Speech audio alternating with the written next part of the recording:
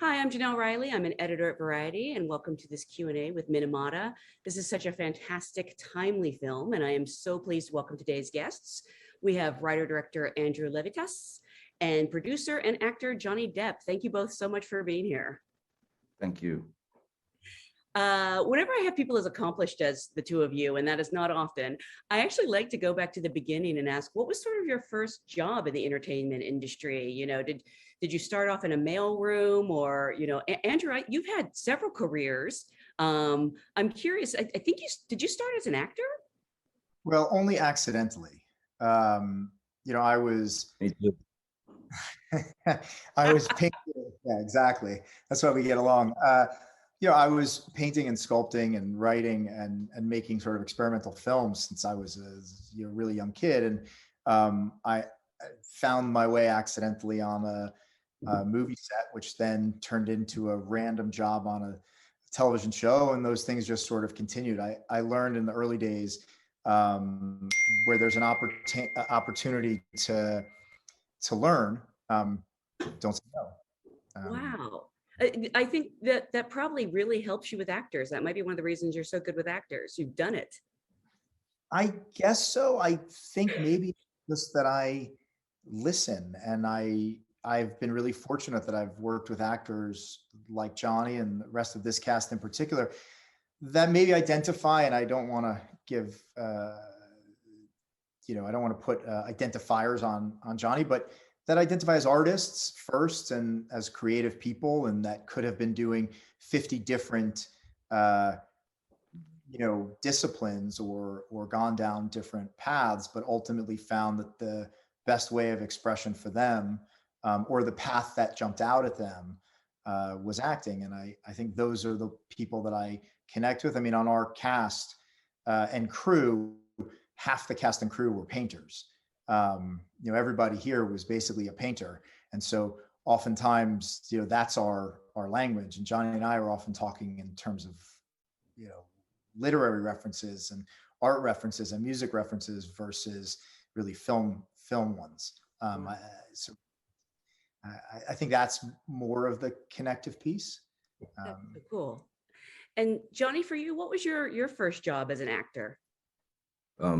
First job was A Nightmare on Elm Street, the first Nightmare on Elm Street in, let's say, 84.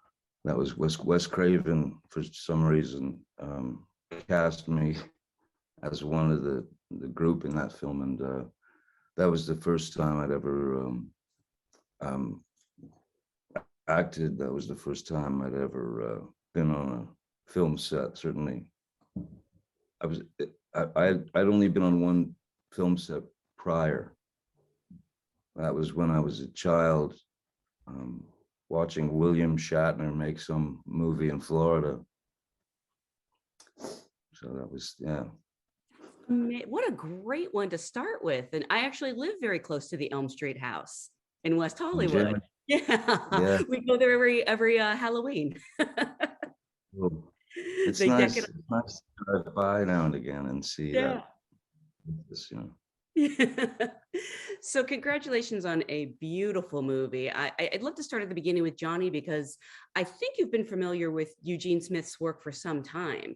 At what point did you know you wanted to tell, not just his story, but specifically about his time in Minamata? I had been somewhat fascinated by Eugene Smith for many years, and for the first thing that really, certainly his photographs were beyond intriguing, and then you read about his experiences in the Second World War and such. And it was a wonderful photographer who's since made her exit, Mary Ellen Mark, knew him, and I asked her about him. She said that he introduced himself as W. Eugene Smith, and she said, "What does the W stand for?" And he said, "Wonderful." And I thought that answer explained him in an instant, kind of, curmudgeonly, you know, definitely had his slings and arrows, the thing he had to drag things around, Eugene Smith. So he's a fascinating character. On top of that, then you learn about the horrors in Minamata and this crotchety old mean bastard going there to try and help these people and falling in love with these people, and certainly his wife in the process. Fascinating, and not I mean, this story should be known worldwide. These mistakes continue all over the planet, and they should be looked at. There should be someone looking into these things. So I feel so happy that we got to tell the story as the story needed to be told by the truth. I'm embarrassed to say that I did not know the story. I obviously knew the famous photograph of the bath, but Yes. assumed that everything had worked out, and that is not the case. And I feel really, really guilty. I didn't know better. Well, it's wild. It's his language. I mean, which was imagery, is almost more powerful than the word in this instance. That's why I mean, back then, the opportunity for a photo essay on opening this thing up was huge, and he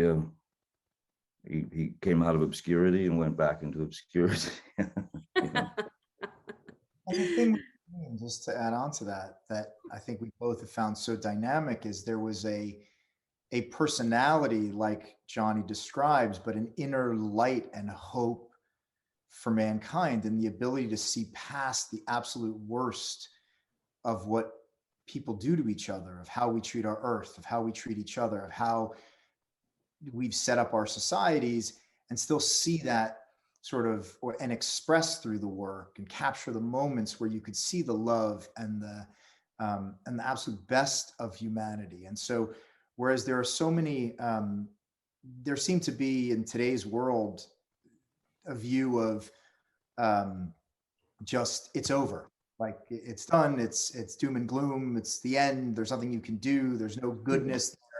And then there's the other side, which is let's just put our head in the sand and pretend it's not there. And in Gene's case, and I think hopefully in our case with this film, and certainly in the other work that I do, and this is something that's very important to me, I think your goal is to inspire and offer a path through, and also illustrate how beautiful it is to be human, and how beautiful and how wonderful we can be when we look after each other. And that's never gone. And even in our most sort of villainous type characters, that kernel of humanity still exists. And I think that that's the thing that we all need to mine and try to bring forward for younger people today, and already made up their minds about these issues. I think a lot, exactly what you're saying is true. The Gene Smith that was the well-worn sidearm of schooled in the battles of the Second World War, coming up the ranks, the only way I believe that what Eugene Smith is very close, very akin to what Hunter Thompson was in the sense of, there's a great quote in the beginning of Fear and Loathing in Las Vegas that Hunter used by Dr. Johnson, and it says, "He who makes a beast of himself gets rid of the pain of being a man." Mm. So I think that Gene Smith, Hunter Thompson, those, that ilk, that caliber, they are hyper sensitive, hyper sensitive, but must protect themselves by putting layer upon layer upon layer to try to cover themselves and keep that warmth in, without, you know, losing themselves to the, as William Saroyan put it, the shame and degradation of the world. You know, they layer themselves. I And they're absolutely also, understand.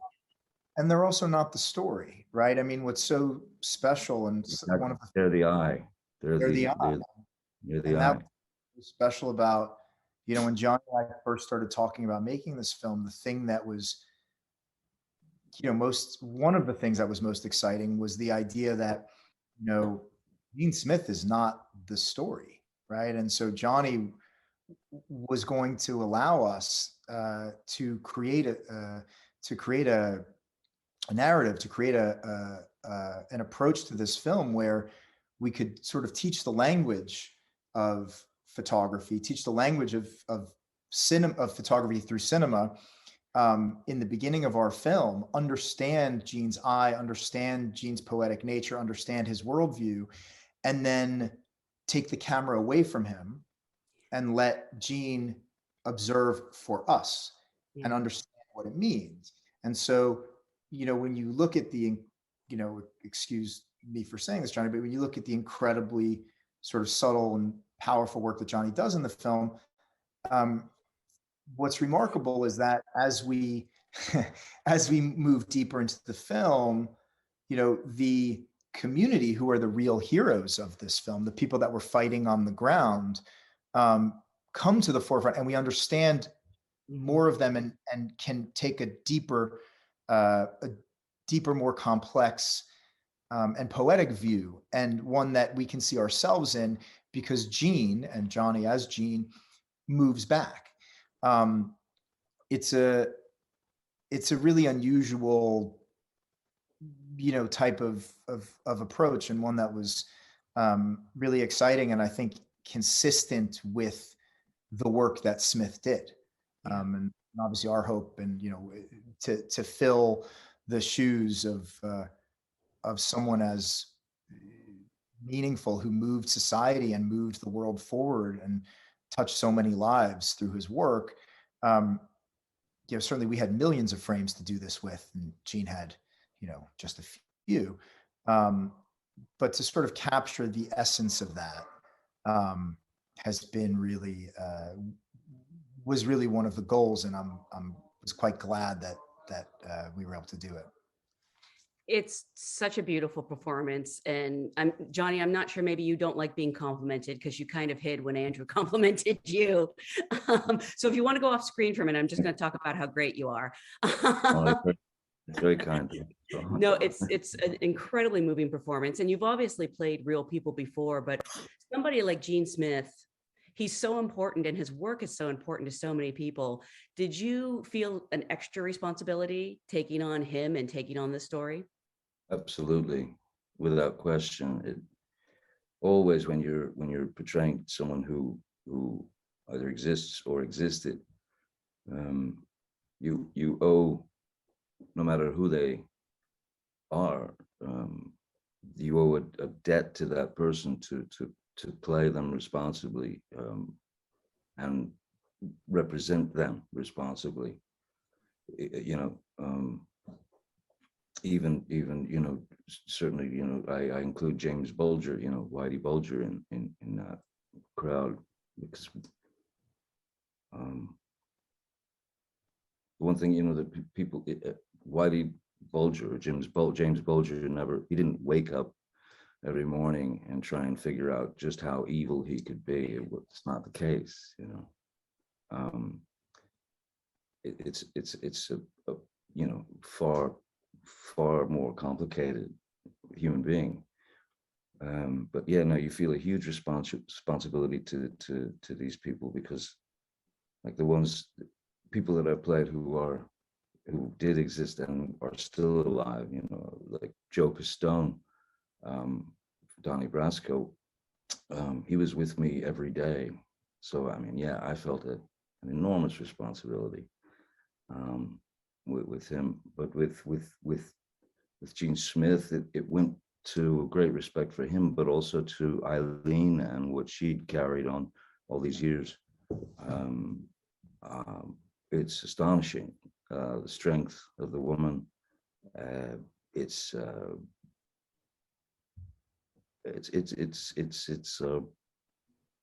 admirable, incredibly admirable what she brought to the table, which was everything, no holds barred, and so I felt a great debt and a great responsibility to Eileen as well. And for both of you, where did you even begin with your research? Because you have Eugene's work, obviously, and I believe Eileen was there to help you. Yeah, so Yes. there was an enormous amount of documentary footage, of Eileen recordings. Like I did an incredible amount of digging with Eileen, where she basically told me her deepest, darkest secrets that she probably never shared with anyone, but was so giving and understood that a film like this has the chance to make a difference, has a chance to really touch people, has a chance to change people's view on the world, has a chance to inspire. And so she was willing to give even more of herself. And she's given quite a lot in her life. But she was willing to give even more of herself to try to see that happen. And so, by the way, were the people of Minamata, the existing patients, the existing victims, the existing relatives, parents of deceased, who'd lost their children. And, I went and visited and sat with them and had ongoing dialogues with them.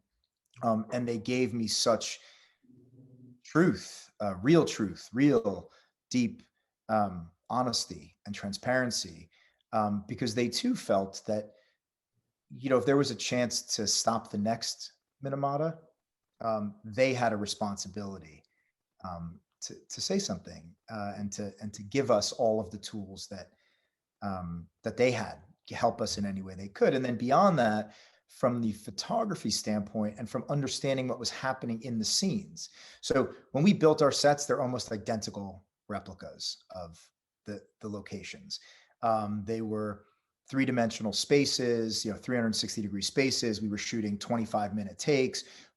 Our actors, they were living. Johnny was living. The rest of the actors were living as these characters in these environments. I mean, this was it was really organic in that way, and there was so much information that we were able to take on and then work through, that we were able to show you authentic moments, real truth, real honesty from the actors, from the world they're in. And also because all of the original images of Gene's, the contact sheets, the original negatives, were all donated to the Center for Creative Photography in Arizona. We also had all of the images that Gene took before and after the master shots that became so iconic, like Tomoko in the bath. And so we were able to understand what was happening in the space and the progression and really get inside that thing. And that's why I think Johnny is so convincing on the photography side, and why so many photographers in particular have gravitated to this film and become so passionate about it, because we had the insight, we had the information that allowed us to present that and really look for that essential truth. And so it was quite a deep dive in that way. And also we had a crew as well as our cast that was so deeply committed to the work that it didn't feel like we were making a film. It felt like we were reliving not reliving, but we were in moments, truly. That's exactly it. Just the whole group of talent, and I mean talent by all the actors that came in to do this. Hero, Minami, Endless, the crew. It was almost like living in a documentary. is what I was going to say about Andrew's, like reliving it, but it's like, it was like living it in a documentary, What, I mean, is that ever hard for you as an actor though? Because you're dealing with, serious subject matter. Are you the kind of actor who takes your work home with you? Was it hard to be in Gene Smith's mindset? No, it would, I mean, the journey is the most interesting part, always, and you're never sure, or I don't think one should ever be completely sure and satisfied that they've reached a result. You just do what you do and see what happens. Hopefully you deliver the right thing, but I got to understand him. Once you understand why this man is irreverent, why this man is so kind of unpredictable, why this, why that, once you start to understand those things, then it's easy to be in his shoes. It's worth noting also sorry, Jenelle, just on top of what Johnny just said, our cast and crew were so committed, right? And that includes all of the extras, everybody that stepped foot on our set. There really weren't, they were actors that agreed to come and be, Yeah. in they weren't, they all did their homework. They understood what was at stake with a film like this, and they experienced it for real. Now, I think that there was some catharsis as we went through these scenes. So I think that they take home with them the energy of making something and feeling incredibly present in those moments and feeling like they can make a difference and that they can make a difference through their craft. And that there's a satisfaction in that as well that feels different than when perhaps Smith was there in Minamata at the time and didn't know. There was a more clear path, I think, for us, because you could hear a needle drop on our set. I mean, everybody was there watching, connecting. None of the actors took days off. I mean, if they didn't have work on those days, they still came to set and watched and collaborated. I mean, this was filmmaking, I think, in the most collaborative sense. And actually, I really like what Johnny said. I'd never thought of it in those terms, and I really like that explanation. I think that that's right. I think if we did our job, it was to make these artists, our crew as well, feel that they were living inside of a documentary. And to hear you say that, Johnny, just off the cuff in that way, was quite gratifying to me. So thank you. Well, no, you deserve it, man. You've earned it. I truly believe that it's rare when you see pure giving, someone give of themselves purely without not even just with the thought of expecting something back or even a pat on the back or thank you, but give with with total abandon, give purely, and with humility, giving everything you have, but in the most humble way, offering essentially themselves. These people, crew, extras, the actors, all these. It was beautiful to witness and humbling to experience. Wonderful. 95% of our cast is Japanese, and of that 95% or 98% or whatever it is, probably less than half spoke English. So it took real work for them to come and understand and work through it and be part of it and be present,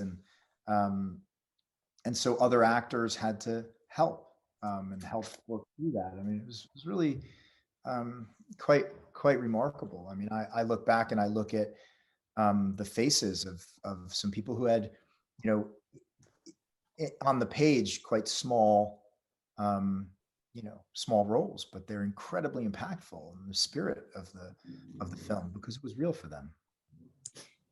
You did such an amazing job of recreating Minamata in the 70s, because I know it looks very different now. And it's so strange that the events in the film take place in the 70s, and yet it feels timelier than ever. Were you aware of that while you were shooting it? Yeah, I think we were. I mean, we didn't make this film for any reason other than it seemed like there was a way to tell a unique opportunity to tell a story through a very unique and creative and poetic lens that doesn't often show up in moments that can be nutritious, that can actually be helpful. And the world has been going in the wrong direction for quite some time. And so we all came because there was a calling, there was a chance to do it, and a chance. I'm not a documentarian, and Johnny's a real person, but he's also not a real person in 1970 in Minamata, Japan. He's not Eugene Smith, but everybody seemed to recognize why you make this film and why you make this film in that moment. Now, we as a collective group understood how many people were struggling both in Minamata and around the world, and wrestling with many of these same issues, right? Industrial pollution, corporate malfeasance. These are all connected, right? Every one of these issues is one of the same larger issue, which is that the little guy is getting squeezed by the big guy, and in the pursuit of big money opportunities, and someone making a determination that the parts per million in terms of human life and human existence is actually a reasonable term to use, and so we all saw that, and I think we're uniquely in tuned to be telling that story. I think what has changed subsequently is that so many folks around the world who were not really making those connections, or frankly were too busy just trying to survive, because most of our world is just trying to survive and put food on the table and make it till tomorrow morning, that they don't have time to try to make those connections or understand how they can be part of the change and be a force for good, and how their voice can inspire other voices, their friends, their neighbors, their children, and how that can continue. And I think when a global pandemic comes up and connects the entire world, or at least it should have connected the entire world, but we all go through something together. And it's also so clear how we are going through it differently. It's on display right now, how different a global pandemic is for the have-a-lots and the have just some and the have-nothings. And it's something that I think we understood as global citizens and artists, but I think now the film takes on a different, or there are elements of the film that maybe some other people will into and recognize their own lives in, where they may not have at the time that we were making it. And for each of you, you're shooting a period piece. There's a language barrier. There's, so I just can't believe films ever get made, to be honest, because so many things can go wrong. I'm curious, was there a scene or a moment that ended up being the biggest challenge for each of you? Either as an actor, producer, or, something as a director? Well, I'm sorry. What was the question? I'm sorry. It went fuzzy on me. Oh, sorry. I'm fuzzy again, I think. Your most challenging scene as an actor, was there a moment or, a day that, I don't know if it sounds like you're still learning things as an actor even today. So what was sort of the most I think you always are. You must, you have to. Most challenging.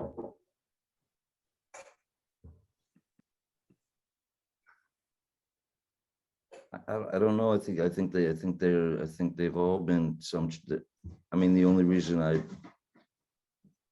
did many things, or some of the choices that I made, were because they were a challenge. I think if you step out the gate and do the same thing every time, I don't know that that's well, it would drive me mental, but it would. I think it's unfair to the audience or the viewer to, if you just, I don't know, for me, if I come out and I'm the same fella every time, I think it's important that you try to find something, something that you can grab onto that maybe hasn't been done to death. Maybe you can come through a different pathway and a different angle on the character. And so I don't know. I think they've all been challenges, but I like that. I think, I don't know that I've stepped into a film that I wasn't somewhat positive that there was every opportunity that I would fall flat on my face. But it's important to go there. Andrew, Sure. I would say that the biggest challenge for myself and my crew, um, well, there were so many challenges. I wouldn't say that there was a specific scene, but I think we felt a lot of different responsibilities, right? We were making a humanist film that needed to capture essential truth that we hoped could make a difference and honor all of these people, right? But we also are artists and we care about making things that are dynamic, interesting, and land and connect and beautiful. And we wanted to try to capture what Gene did as an artist on one hand. We wanted to be sensitive to people that were already had already gone through these experiences and suffered, and we didn't want to drum that up, but we didn't want to shy away from it. We needed to honor that essential truth, but also couldn't help ourselves.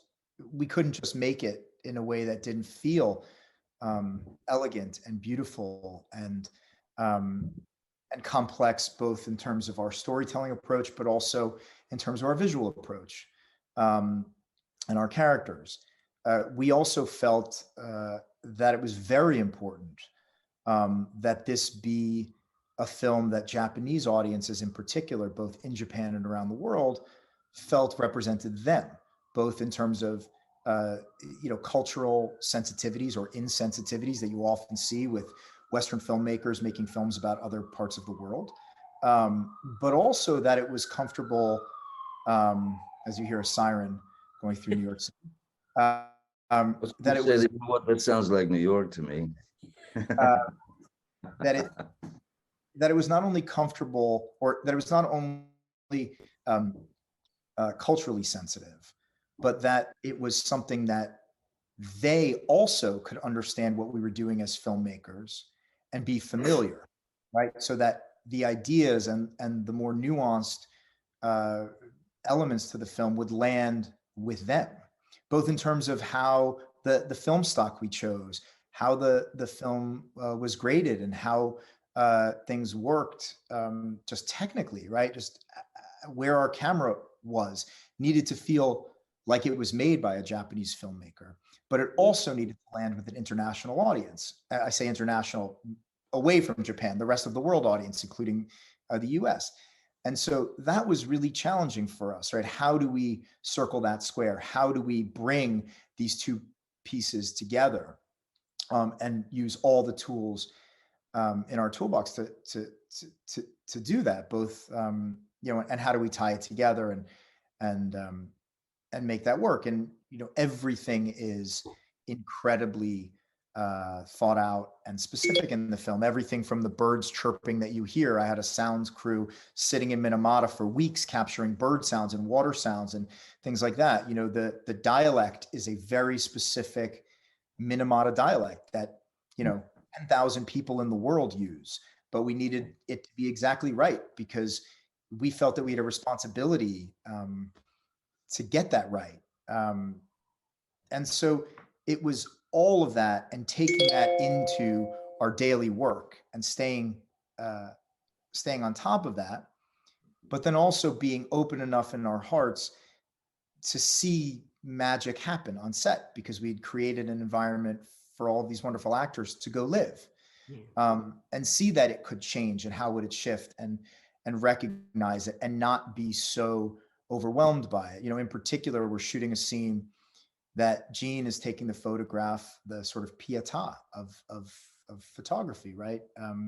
Tomoko in the bath. And we're sat there, we're carrying all this responsibility, but also as artists, we're incredibly inspired to be here. We also feel the weight of what this photo represents, as well as I've met with those parents. I've seen the pain in their heart. I've seen what they've gone through. They've expressed it to me. And these are not people that just wear their emotion on their sleeves. And to create the moment, see the moment, feel the moment as if it was true, and then have everyone on the set cry when we're done and we've captured it, and fully break down because it felt all of those things. But then 5 minutes later go, okay, now we've got to get on with our day because we're still an independent film. We're making we don't have time. We can't live in this. Okay, like let's jump to 6 days earlier, or a month earlier in a movie or whatever it is. And we have to get commando and be there. And that was the type of challenge that I think we carried. It wasn't a specific moment or a scene. It was the entire weight of it. And I feel like we carry that challenge today. I mean, when we see, the film has been so incredibly well received by Japanese audiences and writers, and critics, and historians in Japan, that has been the most satisfying for us to see it land in that way. I can't even imagine. I want to remind everyone watching that the film is available now in the Academy screening room. So hopefully you watched it before you watched this, but if not, go back and watch it or watch it again. Again, congratulations on a beautiful movie. Thank you both so much for being here today.